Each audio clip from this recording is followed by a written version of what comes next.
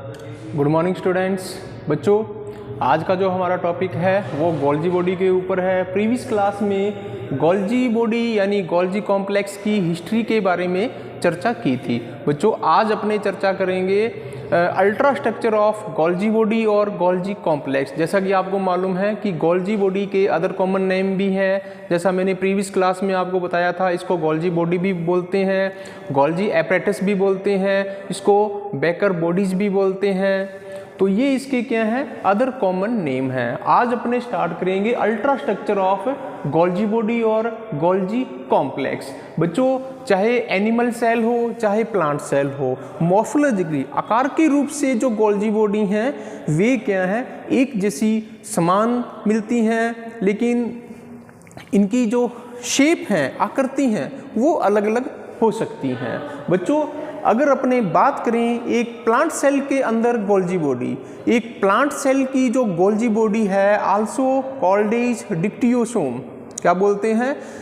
Plant cell के अंदर जो गोल्जी बॉडी है उसको क्या बोलते हैं? डिक्टियोसोम। अगर डिक्टियोसोम की अपने स्ट्रक्चर देखें तो लगभग 0.5 से 1.0 माइक्रोमीटर इन डायामीटर मोटाई की, व्यास की होती हैं। और इसके कंपोनेंट की बात करें कि जो गोल्जी बॉडी है यह विभिन्न प्रकार के कंपोनेंट से, घटकों से मिलकर बनी होती हैं। और इसके कंपोनेंट्स कौन कौन से हो सकते हैं?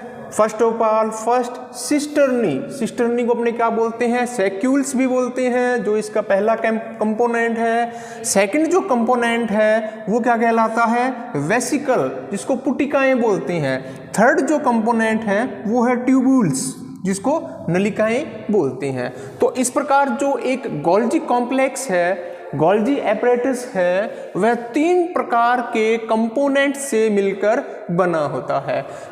फर्स्ट कौन सा है? सिस्टर्नी, इसको सैक्यूल्स भी बोलते हैं। सेकंड इज वेसिकल, इसको पुटिका भी बोलते हैं। थर्ड इज ट्यूबुल्स, इसको नलिकाएं भी बोलते हैं। बच्चों, अपने बात करते हैं सबसे पहले सिस्टर्नी यानी सैक्यूल्स। एक गोल्जी कॉम्प्लेक्स के अंदर अगर सिस्टर्नी की स्ट्रक्चर देखें, ये देखो फर्स्ट कंपोनेंट जो है सिस्टर्नी।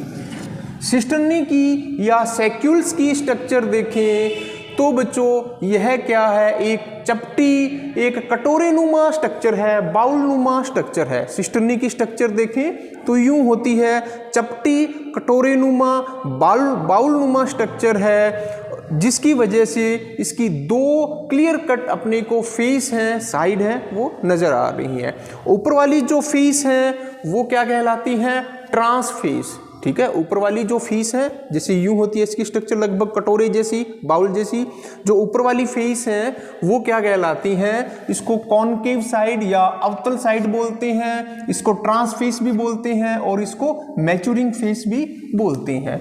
ठीक है, और इसके अपोजिट जो फेस है, नीचे वाली जो फेस है, that is also called is forming face, और इसको क्या बोलते हैं? सिस फेस भी बोलते हैं। और ये साइड कौन सी है? कॉन्वेक्स साइड, उत्तल सतह ये होती है। तो इस प्रकार जो सिस्टर्नी की 2 फेस होती हैं, ऊपर वाली जो फेस क्या कहलाती हैं? जो कि अवतल होती हैं, कॉनकेव साइड होती हैं, that is also called is maturing और ट्रांसफेस। और इसके जो अपोजिट जो फेस होती हैं, कॉन्वेक्स साइड जो होती हैं, फॉर्मिंग और सिस फेस होती हैं। बच्चों, यहाँ पर आप ध्यान रखने वाली बात ये है कि जो सिस्टर्नी है, एक के ऊपर एक स्टॉक ऑफ कॉइन्स जैसे होता है, एक के ऊपर एक इनका जो है अरेंजमेंट होता है, व्यवस्थित होती हैं। और दोनों के बीच, दोनों सिस्टर्नी के बीच की जो दूरी है वो लगभग 100 to 300 एंगस्ट्रॉन्ग होती हैं। और सिस्टर्नी के अंदर जो कैविटी है उसके अंदर लिक्विड सब्सटेंस भरा रहता है। बच्चों, जो ट्रांसफेस या मैच्योरिंग फेस है वो किस तरफ होती है?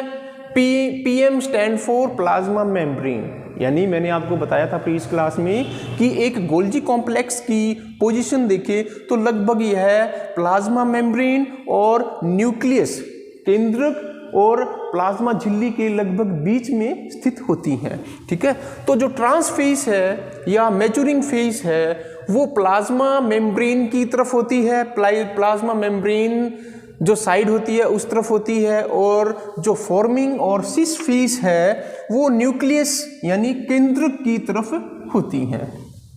तो बच्चों इसमें जो सिस्टर्नी है, जो सैक लाइक स्ट्रक्चर है, एक थैलेनुमा स्ट्रक्चर होती है जिसके अंदर लिक्विड सब्सटेंस भरा रहता है। यह कैसी होती है? अनब्रांच होती है, अशाखित होती है, ठीक है।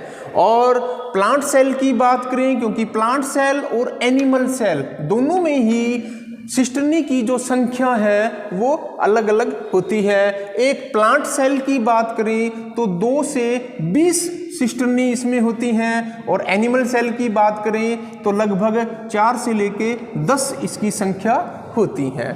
बच्चों अब जो सिस्टर्नी है, सिस्टर्नी के फेस के ऊपर, सरफेस के ऊपर और इनके किनारों के ऊपर क्या मिलती हैं? वेसिकल्स एंड ट्यूब्यूल्स मिलती हैं।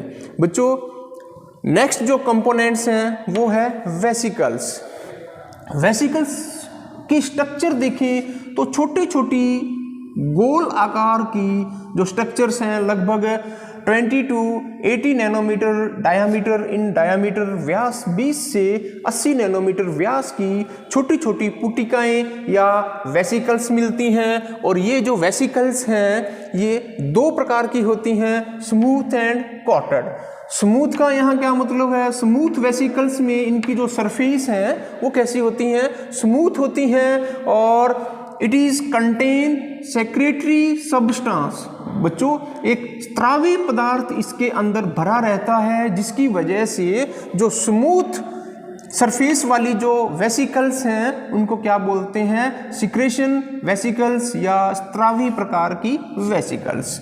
और दूसरी जो वेसिकल्स हैं कॉटेड, इनकी जो सरफेस है वो कैसी होती हैं? वो रफ होती हैं। कैसी होती हैं?